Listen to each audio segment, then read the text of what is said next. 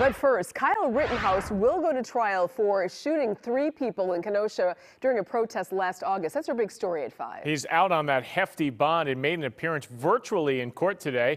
As Fox 6's Hannah Jewell explains, there were some heated moments during the hearing. Hannah joins us live. Yeah, it got tense. A judge deciding Rittenhouse will go to trial on 6 very serious charges. The government can go off on their chaotic quest. Kyle Rittenhouse's attorney argues on behalf of his client, sitting alongside him in a mask. The evidence is clear. He filed a motion for 2 of the charges to be dropped against the 17-year-old, 1 for having a gun underage, and 2 for recklessly endangering the safety of Richard McGinnis. It wasn't hunting season. This wasn't a kid who went up north with his dad and a shotgun and went hunting for deer. We're not arguing that he was hunter safety. That's not what it says.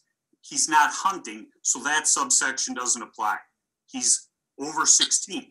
That subsection doesn't apply. The judge denied the motion, then heard from one witness, Kenosha Police Detective Ben Antaramian. As he was running northbound, He described seeing Rittenhouse chased by a crowd. he ends up stumbling in the roadway after being struck in the head. Then he says he saw Rittenhouse firing more rounds when he says he arrived immediately following the first shooting. He then fired 2 rounds in the air towards that subject, missing. Another subject approached him with a skateboard, and another shot was fired. That subject is identified as Anthony Huber. Rittenhouse says he fired in self-defense. 2 were killed and 1 was injured that night.